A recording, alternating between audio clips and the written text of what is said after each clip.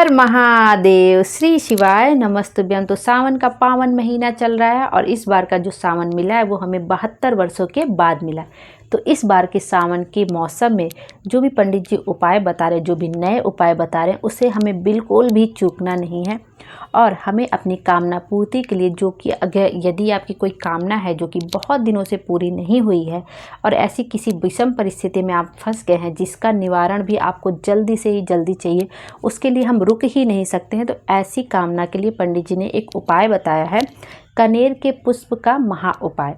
तो आप यह उपाय करेंगे तो आपकी जो परेशानी वो 3 दिन में ज़रूर से ज़रूर समाप्त हो जाएगी। और यदि कोई कामना होगी, कोई विशेष कामना होगी, तो बहुत जल्द से जल्द पूरी हो जाएगी। तो पंडित जी बताते हैं, यदि आपकी ज़िंदगी में कोई विषम परिस्थिति चल रही है, कोई कामना है जो बहुत दिनों से पूरी नहीं हो रही है, बहुत दिक्कत है जीवन में, चारों तरफ से परेशानियों ने आपको घेर लिया है, आपको कोई विषम परिस्थिति जिसमें आप फंस गए और आपको तुरंत बाहर निकलना बहुत जरूरी, तब आपको यह उपाय करना है। भोले बाबा चाहेंगे तो 3 दिन में आपकी विपत्ति दूर हो जाती है। और आपको पूर्ण विश्वास के साथ यह उपाय करना है कि हाँ, मेरी जो परिस्थिति मेरी चल रही है, विषम परिस्थिति, वो ज़रूर से ज़रूर ठीक हो जाएगी।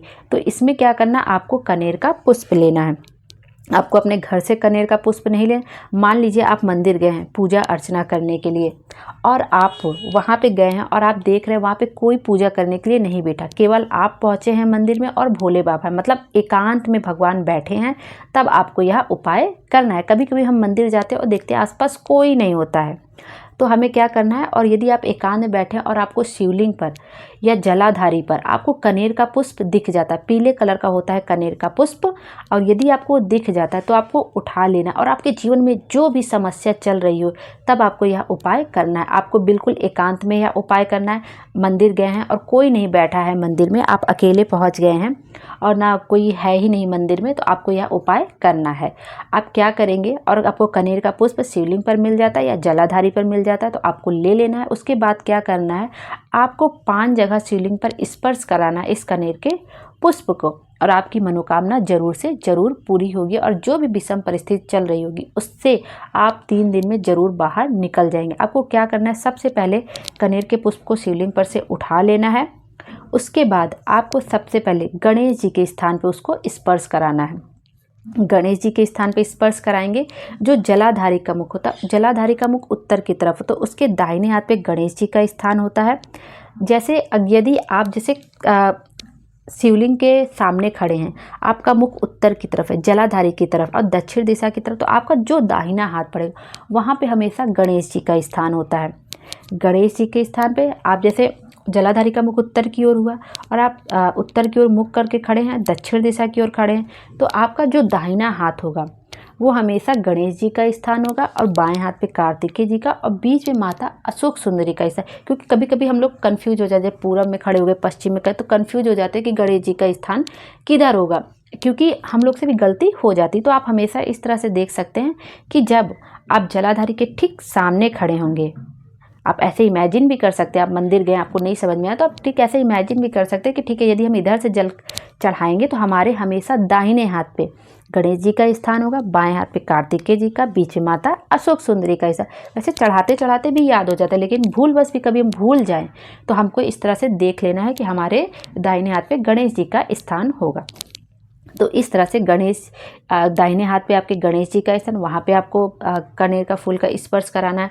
उसके बाद आपके बाएं हाथ पे कार्तिकेय जी का स्थान, वहाँ पे आपको कनेर के फूल का स्पर्श कराना है। उसके बाद माता अशोक सुंदरी के स्थान पे जो आप देख रहे हैं, वो जो सांप की आकृति बनी होती है, कहीं कहीं मोटी सी लाइन होती है, तो वहाँ पे माता अशोक सुंदरी का स्पर्श कराना है आपको। उसके बाद जो जलाधारी ऊपर टंगी रहती है, जिसमें से बूंद बूंद करके जल गिरता रहता है, जिसमें महादेव की 5 बेटियाँ जया, विषहरा, शामलीबाई, देवतली देव का निवास स्थान होता है, वहाँ पे आपको कनेर का फूल का स्पर्श कराना है। और मान लीजिए जहाँ जलाधारी ना बंधी हो, वहाँ पे आप क्या करेंगे, तो आपको क्या करना है कि ऐसा स्मरण करना है, महादेव की 5 बेटियों का नाम स्मरण करना है, जया, विषहरा, शामलीबाई, देवतली देव का नाम स्मरण करना है। और ये सोचना है कि हमने जलाधारी से स्पर्श करा दिया, ऐसे इमेजिन करना और नाम लेके छुआ देना है, ऐसे करना है। और उसके बाद आपको क्या करना है, फिर जो आप देखेंगे मंदिर में पांचवा जो आपको कनेर के फूल का स्पर्श कराना है वो त्रिशूल पे कराना। और त्रिशूल पे कहाँ, मंदिर में कहीं त्रिशूल रहता है और त्रिशूल के 3 होते हैं भाग, और तीनों भागों का जहाँ पे मिलन होता है बीच में आप देखेंगे त्रिशूल के 3 ऐसे निकले रहते हैं, और जहाँ पे 3 भाग का मिलन होता है, जहाँ पे त्रिशूल जुड़ा रहता है 3 भाग का मिलन होता है, वहाँ पे आपको कनेर के फूल का स्पर्श कराना है। और इस तरह से आप स्पर्श करा के अपनी कामना बोलकर शिवलिंग पर आपको समर्पित कर देना है। तब आप देखेंगे कि आपकी चाहे जितनी बड़ी भी विषम परिस्थिति होगी, आप उस परिस्थिति से बाहर ज़रूर निकल के आ जाएंगे, और वो भी 3 दिन के अंदर। और यह उपाय भी आप कभी भी किसी भी दिन कर सकते हैं। पूरे सावन माह में आपको मिल जाए, कभी भी आप मंदिर गए तो कनेर का पुष्प यदि आपको शिवलिंग पर या जलाधारी पर दिख जाता है तो आप यह उपाय करना बिल्कुल भी चूकिएगा नहीं, और यह उपाय एकांत में ही कर रहा है। तो इस तरह से, और मान लीजिए मंदिर में त्रिशूल भी ना हो तो कभी कभी भोले बाबा के फ़ोटो वगैरह में भी त्रिशूल बना रहता है, तो आप उसमें भी जहाँ त्रिशूल के तीनों जगह मिलन हो रहा है सच्चे दिल के साथ आप वहाँ भी छुआ सकते हैं, वहाँ पे भी स्पर्श करा के आप यह उपाय कर सकते हैं। लेकिन कनेर का पुष्प आपको घर से नहीं लेके जाना, और पंडित जी ने यहाँ तक भी कहा है कि किसी को यह भी नहीं करना है कि आप किसी और से कह दीजिए कि जाके आप शिवलिंग पर या जलाधारी पे कनेर का पुष्प समर्पित कर दो और मैं आके बाद में यह उपाय कर लूँगी। तो ऐसा भी आपको बिल्कुल नहीं करना है। यदि आपको मिल जाता है तब आपको यह उपाय चूकना भी और नहीं है, और किसी से यह कहना भी नहीं है कि मेरे लिए यह काम कर दो। आपकी किस्मत अच्छी होगी, भोले बाबा को आपसे यह उपाय कराना होगा तो वो खुद ब खुद करा लेंगे।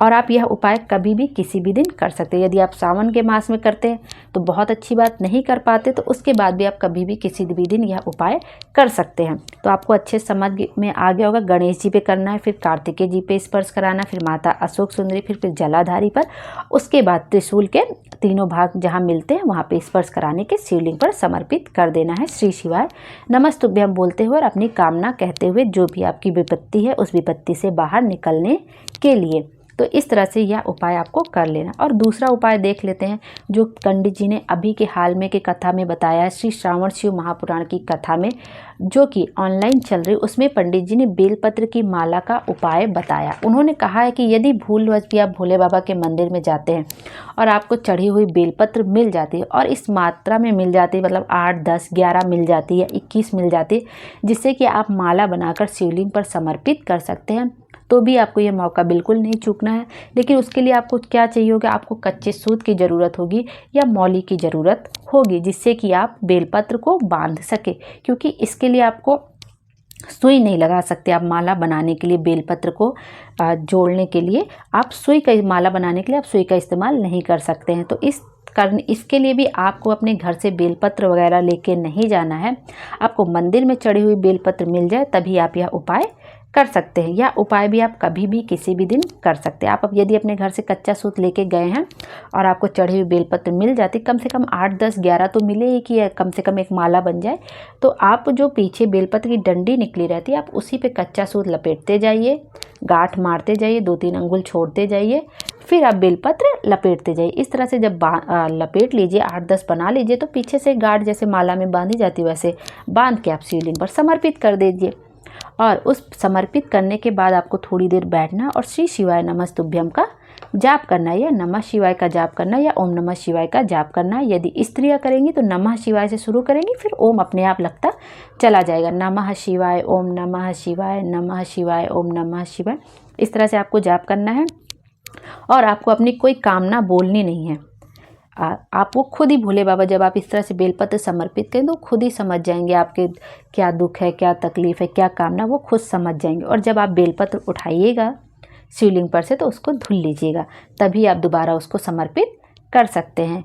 तो इस तरह से आपको यह उपाय करना है। और बेलपत्र अगर आपको मिल जाता है सावन के महीने में भोले बाबा के मंदिर में चढ़, तो आपको बिल्कुल भी यह मौका चूकना नहीं। यदि आपके पास कच्चा सूत है, मौली है, तो आप ज़रूर से यह उपाय करिएगा। अभी तो मैं ये कहूँगी कि कच्चा सूत अगर यदि आप जा रहे हैं मंदिर तक तो ज़रूर रख के लेके जाएगा, या मौली रख के ज़रूर लेके जाइए कि जब कृपा हो जाए तब हमें बेलपत्र मिल जाए और हम इस सावन के महीने में यह मौका चूके नहीं। और आप यह उपाय सावन में भी कर सकते, कभी भी किसी भी विशेष दिन भी कर सकते, उसके बाद मान लीजिए अभी सावन की अष्टमी आ रही है, उसमें आप कर सकते हैं, प्रदोष में कर सकते हैं, सावन के सोमवार में कर सकते हैं, या इसके बाद जो सोमवार पड़ेगा, सावन की अष्टमी पड़ेगी, सोमवार की अष्टमी पड़ेगी, उसके बाद बहुत सारे ऐसे प्रदोष पड़ेगा, अभी हरितालिका तीज आ रही है, बहुत सारे ऐसे अच्छे अच्छे अवसर मिलेंगे जिसमें हम यह उपाय कर सकते हैं। तो इस तरह से आप यह उपाय करके देखिए, भोले बाबा हम सब की मनोकामना जरूर से ज़रूर पूरी करेंगे।